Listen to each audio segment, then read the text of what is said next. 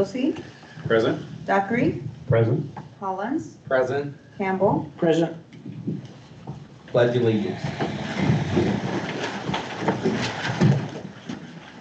I pledge allegiance to the flag of the United States of America and to the republic for which it stands, one nation, under God, indivisible, with liberty and justice for all. Thank you. Looking for a motion to approve the agenda. Your Honor, in lieu of the students being here, it looks like we're not going to be out of here till 10 o'clock. Should we take something off the agenda or just run with what we have? I know it's a full page, Brian. They're young. I make a motion to approve the agenda as presented, and we should be out by 10, I hope. All right. Do I hear a second to that? Second. All right. Motion by Dockery, second by Collins to approve the agenda as presented.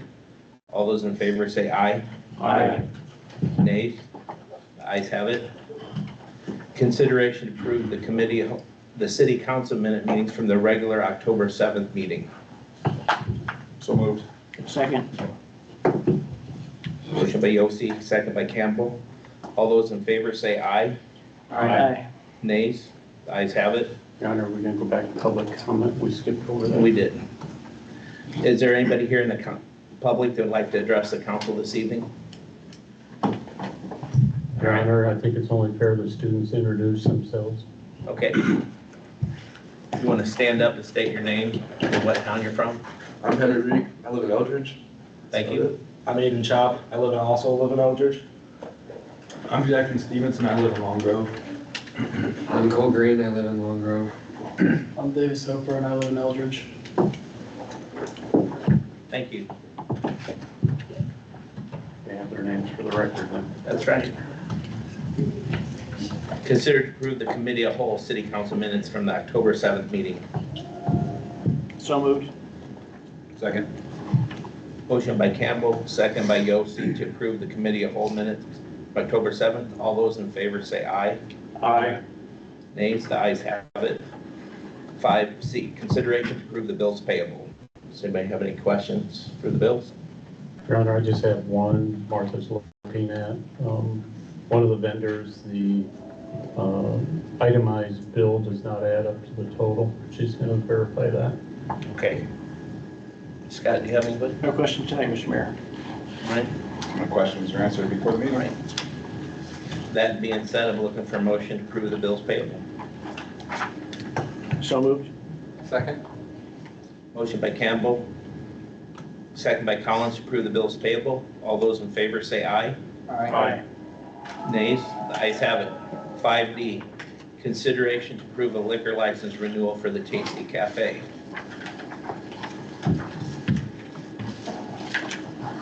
Anybody have any questions on that? I looked, it got signed off on. I'll make a motion that we approve the liquor license for Tasty Cafe. Do I hear a second? Second. Motion by Campbell, second by Yossi to approve the liquor license renewal for the Tasty Cafe. All those in favor say aye. Aye. Nay. The ayes have it. All right, number 6, consideration of the second reading of ordinance 2024-13, amending Title C, Chapter 2, Section 8.04 of the Eldridge Code for residential and commercial industrial sewer rental rates in the unit building. Jeff, can I call on you for that? Thank you, Mayor. We have not received any comments on that. Okay.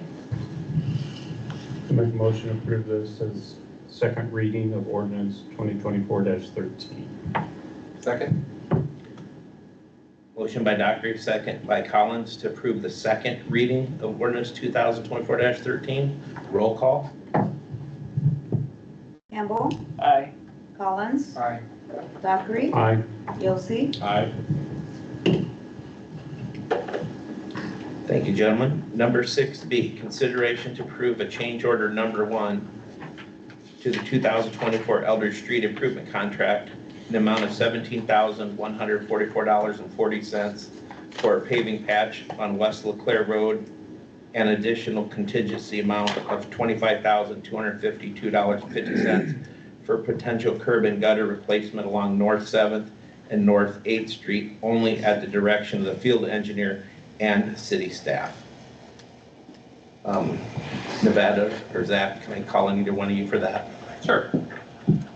The first item is for the patch along West LeClaire Road that was requested by Brian and Tony. It's for between 8th and 9th Street, kind of where it goes from asphalt to concrete. It's kind of sunk in there. Yeah, it's kind of settled in that area, kind of over the storm sewer over the years. So it would be for that area that they requested that ad. And that's the price from the contractor for that work. Is that the hump in the road, or is that on the side of the road?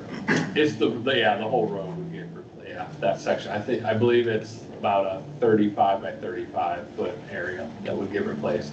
So right there where it would start at where the pavement changes from asphalt to concrete and then go 35 would be the full width of the road. Have we televised that yet to see what's going on with storm drain and separated? Is it collapsed? No, I believe staff did look at that and it's not the pipe.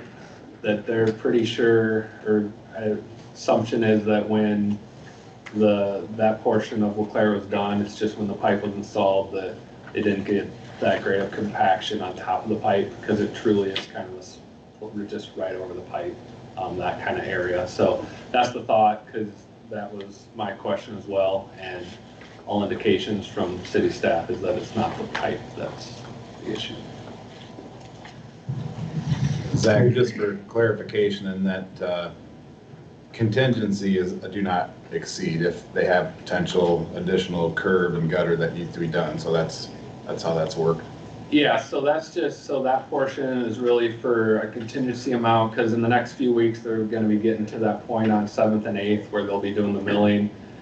And that is the thought that there could be some curb and gutter under there that will need replaced, but until the milling is done, we can't see the condition of the gutter. Right. So that's just so to get an amount in there. I think that's about for 350 feet, so I think that's a little under 10% of that, all the curb.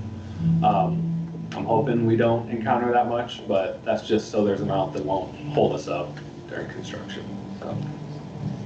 Because of the last overlay done on 7th Street, the curbs are very shallow. Are we gonna taper that to give more capacity in the? We talked about it, and that was the original plan, and that's what we're still hoping to do on 8th, but on 7th, once they got into the driveway replacements, we thought 7th was concrete with an asphalt on top. But as we got into the driveways, we found out that actually that road's all asphalt. There's no concrete there at all. And if we did taper it down, we'd be losing, a few inches of pavement section at the gutter, and that's right in your wheel path of like the garbage trucks and stuff like that. So we decided not to do that on 7th Street. It's gonna go back as it is, overlaid over the gutter, just because my biggest worry would be we'd have not much pavement section right there, and I think you'd see that starting to fail in a couple of years if we did the taper. Yeah, I don't have any problems with the change order. Do I hear a motion then? So moved. Second. Motion by Dockery, second by Campbell for change order 1 to the street improvement, an amount of $70,144.40, and the contingency amount of $25,252.50 for potential curb and gutter. All those in favor say aye. Aye. Aye. Nays? The ayes have it. 6C, consideration to approve a proposal from Shive Hattery an amount of $35,750 for the 4th Avenue traffic signal project. Nevada, Zach, can I call on you for that? Sure. So as requested, this is for the 4th and LeClaire intersection. So this would be for full design and construction documents of adding a traffic signal and the other associated work at that intersection.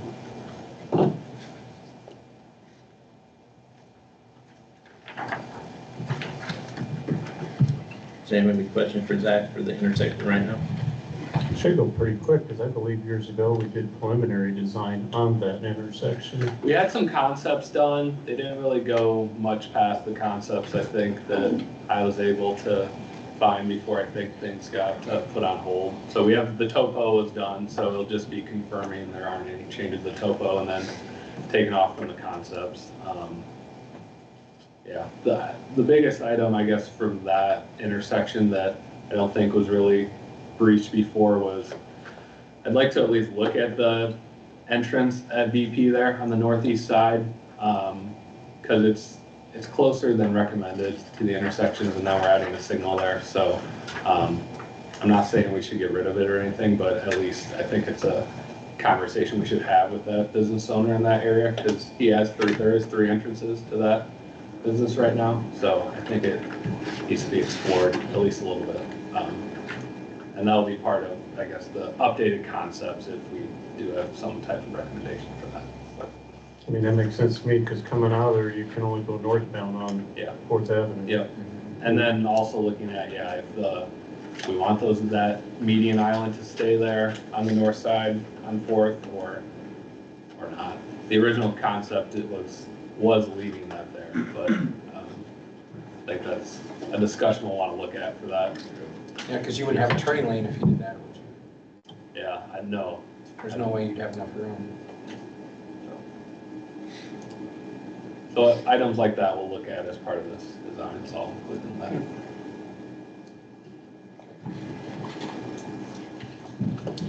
Make a motion to approve the proposal from Shive Hattery in the amount of $35,750. Second. Motion by Yossi, second by Collins to approve the proposal from Shive Hattery in the amount of $35,750. All those in favor say aye. Aye. Nays, the ayes have it.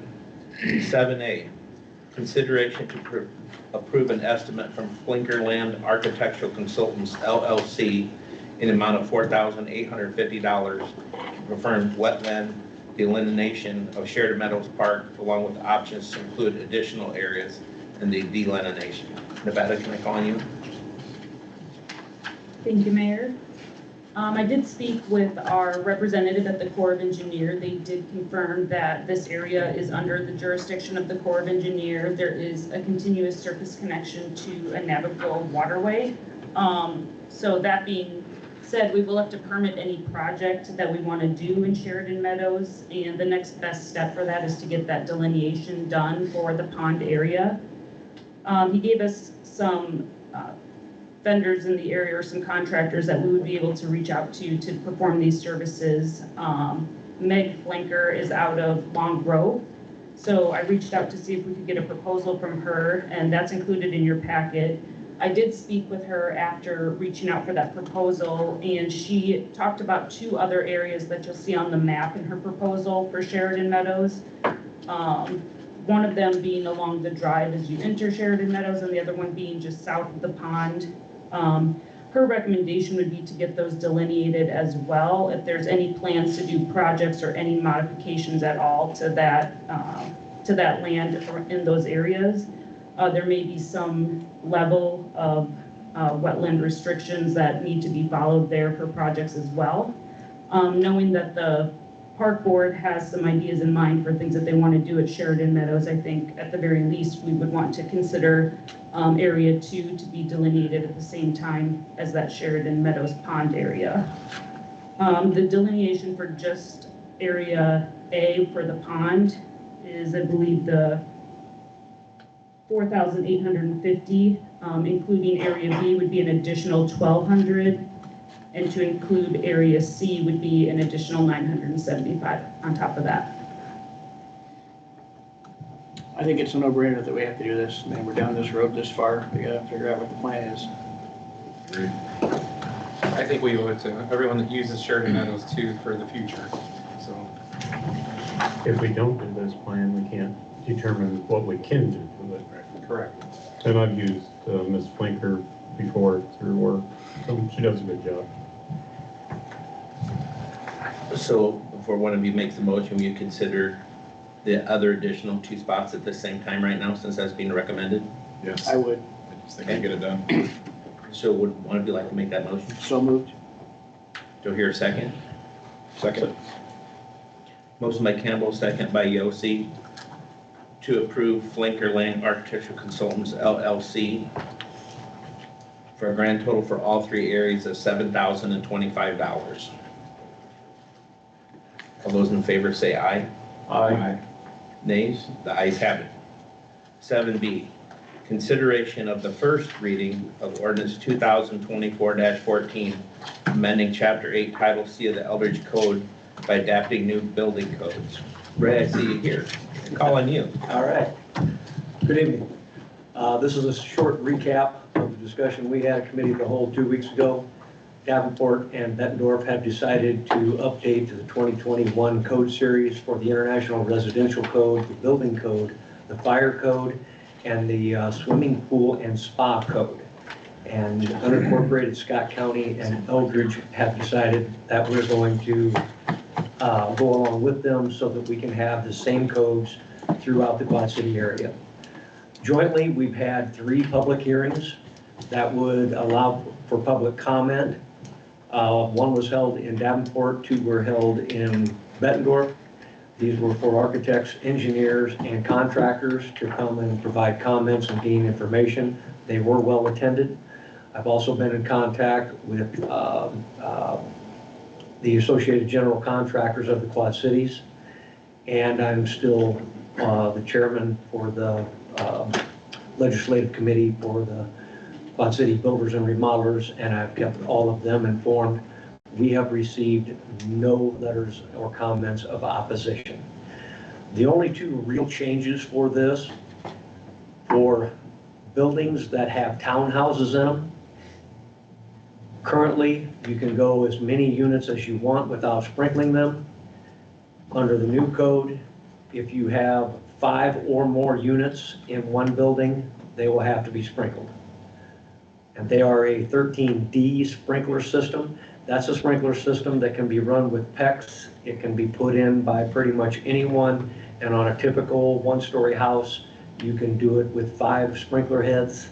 And total cost is right around $1,000, maybe $1,500 for each unit.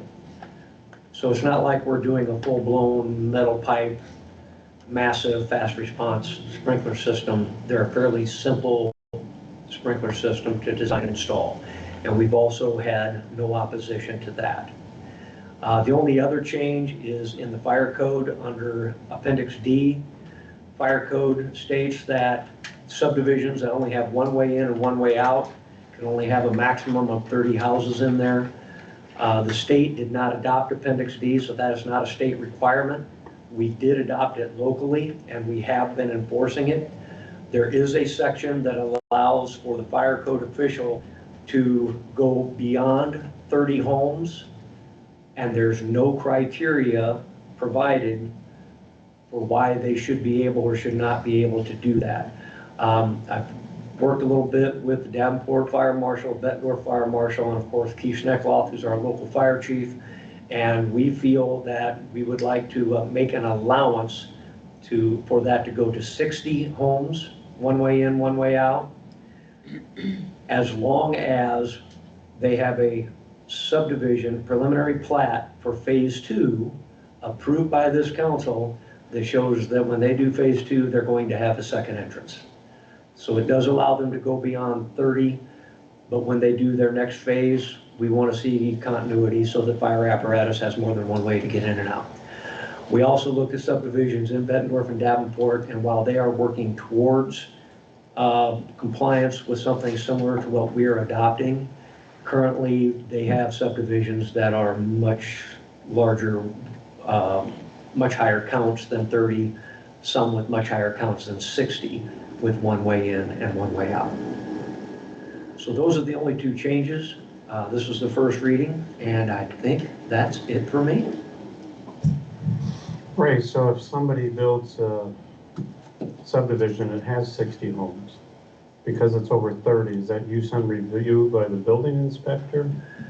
No, the way it reads in the fire code official has full authority to make that decision.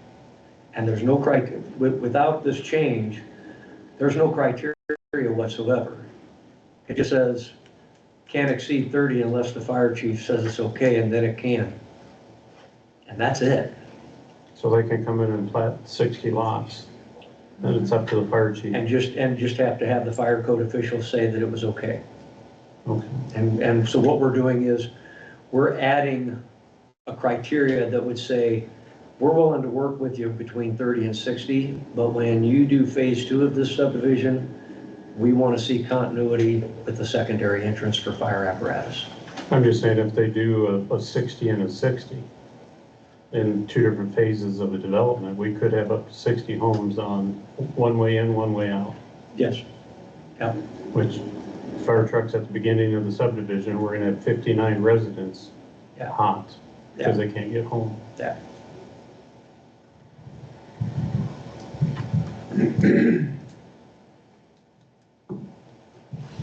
Thanks, Ray. No problem. And we don't feel like P and Z should be involved in that, just the fire chief? I think it should be the building official that works for the city. Correct. Currently, the fire code official is the building official. Right. So, Good job. Yep. Yeah, I think it should Gotta be the figure it building official.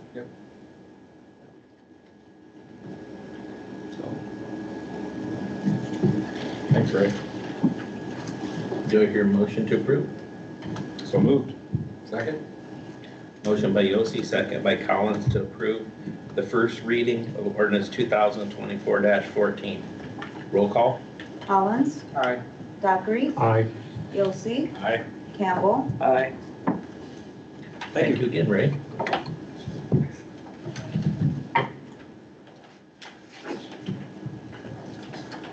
Consideration of resolution 2024-27, approving the fiscal year 24 street finance report. Vadik, am I calling you for that? yeah. All right, Martha? Yeah, so basically, what the street finance report shows, it shows all the revenues that came in towards street maintenance and all the expenditures.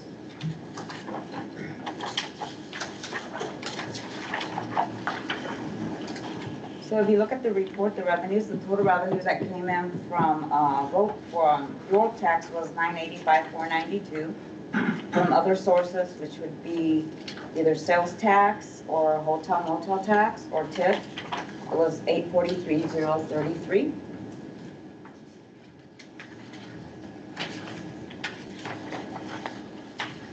And then if you look at the expenditure ending balances, we've got $824,585 was what was totally what was spent out of road use, and $951,191 was spent out of other special revenues.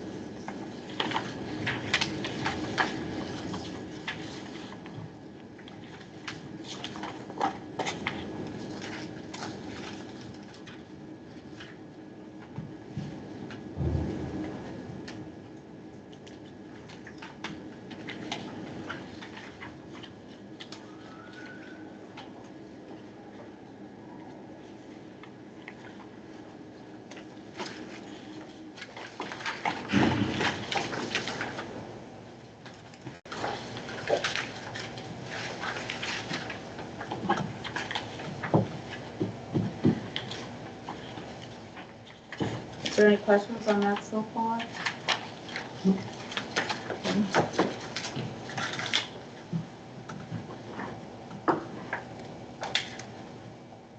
Looks reasonable to me. There was a correction that I needed to make because our balances were being overstated. And if you look at the summary page, that's, you know, the ending balance is pretty close to what it should be.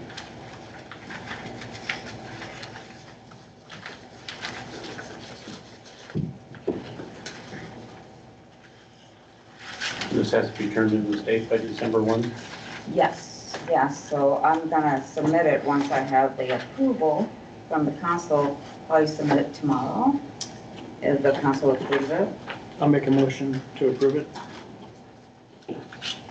Second.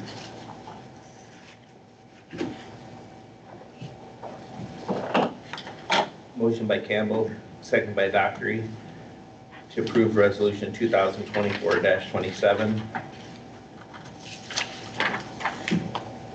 Roll call? Campbell, Aye. Yossi, Aye. Dockery, Aye. Collins, Aye.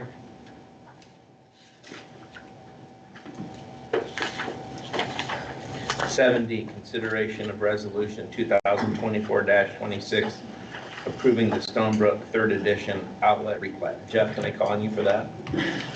Yes, Mayor. This is just a replat of the outlot in Stonebrook Third. This is separating the detention pond area from the area that creek runs through to the northern part. Everything they submitted meets city code. Their engineer for the project told me the purpose of this was to get the detention pond in its own area so it can be turned over to a homeowners association, which it says on the final plats for that subdivision was to be done, and it just never has yet. The Planning and Zoning Commission approved this last Thursday on October 17th. They're recommending approval along with the city staff that reviewed it prior to that. P&Z was unanimous on this.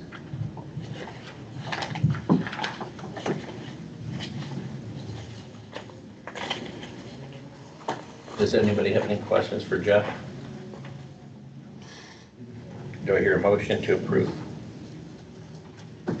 So moved. Second. Motion by Campbell, second by Dockery, to approve resolution 2024-26, approving Stonebrook 3rd Edition outlet replat. Roll call. Bilsey, Aye. Dockery, Aye. Collins, Aye. Campbell, Aye.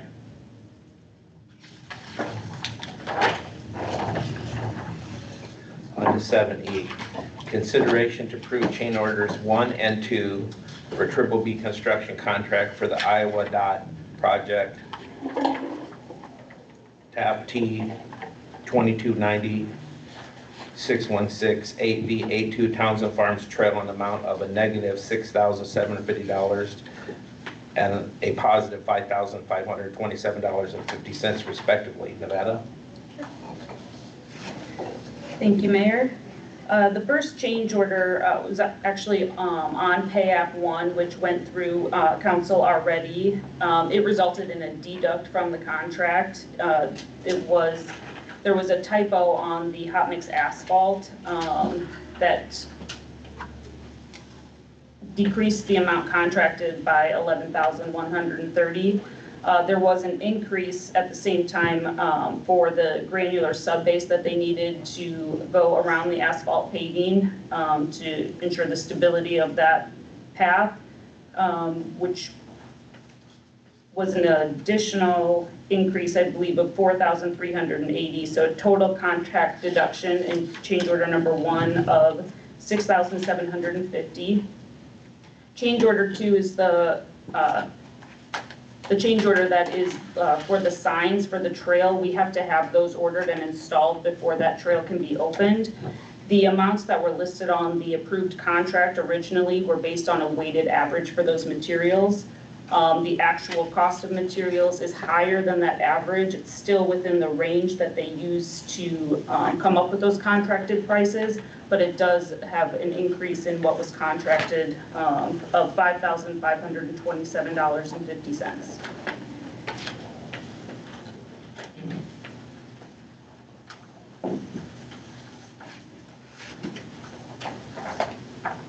So the signs, are they stop signs on the trail toward the streets, or? Yep.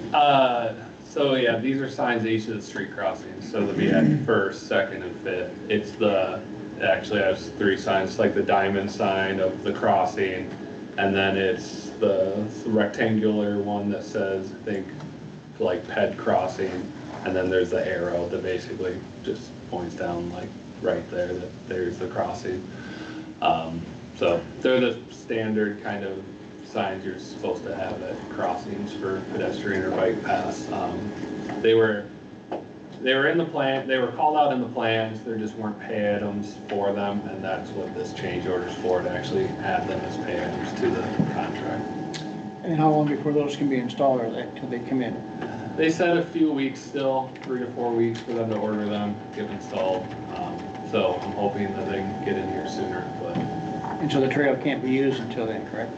not recommended to be open until that, just for safety reasons.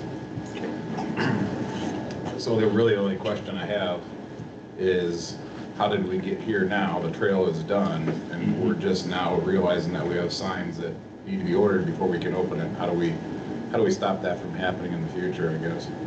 Yeah, yeah, I agree. It was just kind of a, I guess, an oversight on my part where they were in the plan, and then we got a closeout part, and I started to see that I didn't see a pay item for it, and then it just kind of, that's where it came from, so. Because we're not gonna, the signs aren't stopping people from using it, and realistically, there's no way, I don't think we're gonna be able to do that, so. No, it's the barricades are up, but other than that, yeah. Next time we'll put the signs as incidental cost. I'll make a motion that we approve the change orders. Second. Motion by Campbell, second by Yossi to approve the change orders 1 and 2. All those in favor say aye. Aye. Just for the record, the 2 change orders and net effect is a negative number or a positive cash flow for us.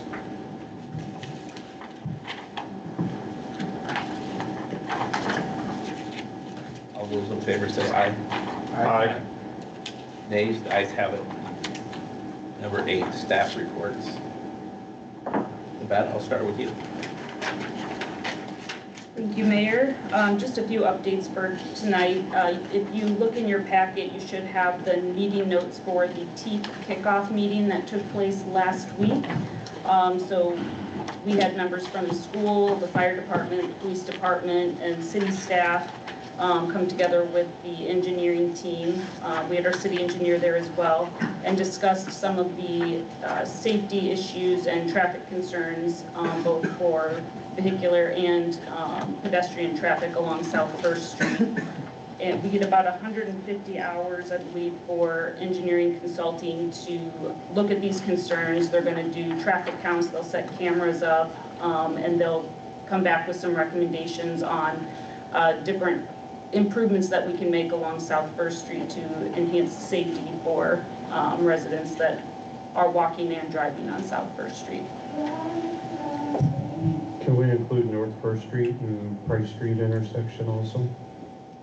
I don't believe so. The boundaries are the LeClaire to Lincoln, Yeah. just South First. Yeah, we tried to get Lincoln included as well, but the DOT didn't let us. Well, it's something we need to look at. I mean, as a city, because a lot of people on the north side of town, that's their only access to get into the recreational trail. It's Price, correct?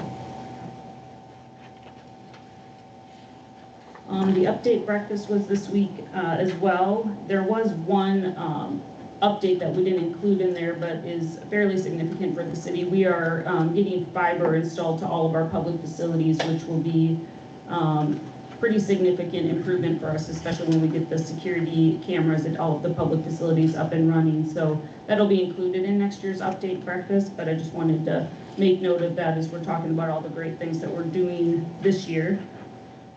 We got our health insurance renewal quotes back. We had a pretty good year for renewals. We're down 20%. So that'll be a nice savings for the city and the staff. Yeah, not very typical renewal, but we've been trending down in our claims. We're trending towards a final claim amount of $45,000 less than last year, and have been going down over the past 3 years. So that was good news. Proposing the joint utility board and council meeting for November 4th to take place during the regularly scheduled committee of the whole meeting. I'll confirm that with the utility board as well and let everybody know for sure on that, but that is what we're planning to do for the next committee of the whole meeting. And the Lincoln Road traffic counts were submitted to Bi-State today, so they can start reviewing those and getting them submitted to the DOT to consider that reclassification. That's all I have. Thanks, Nevada. Jeff, can I call on you? I've got a question about that. Have we ordered title work on South First Street? Sorry, can you repeat that? Have we or the other party ordered title work for the 20 acres on South First Street? No, we don't have that. We're still in process of, we're scheduling closing and next steps on all of that. We haven't, not that I'm aware of, that step hasn't taken place yet. They should order the title work in case something pops up in exemptions that we have to address before we close. Allison's working with the attorney for the seller on getting those steps lined up so we can have a schedule of when those next steps are gonna occur. Okay.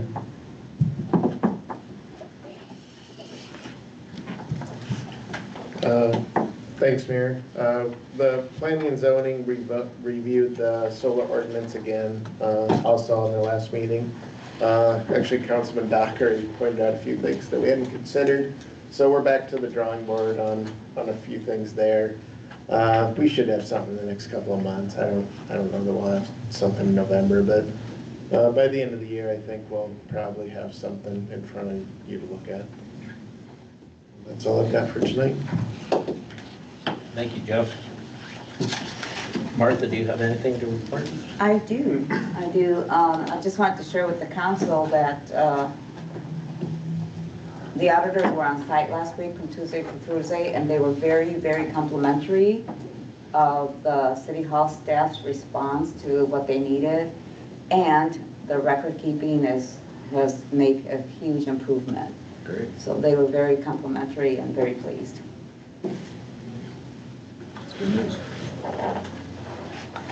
And last but not least, the police department. Tony, I see you hiding back there. Oh, I know. I think Haley should do it. Officer Sanders just started her second month of training, so she's been with me a week now. She hasn't wrecked yet or anything, so that's a plus. I'm a good driver. She's with the best of the best now. Right. So she's in good hands. So everything's going according to plan so far, so far so good. Okay. Thank you, police department. Okay, that will end our regular part of our city council meeting. If the government class has anything they'd like signed, now would be the time to bring that forward. No singing? No hula hoops or singing tonight. And for the record, we say we're gonna be here till 10. You guys don't have to get home till 10:15. Anybody can sign it. Anybody take can sign. There won't be any action. There. You guys have to do your agenda. There should be some others in look like this for The meeting will reconvene after the closed session. Yeah, but there won't be any action. That's what you want to know.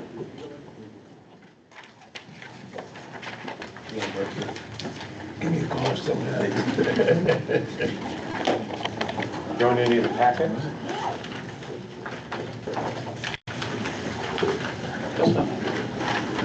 I have packets, I'll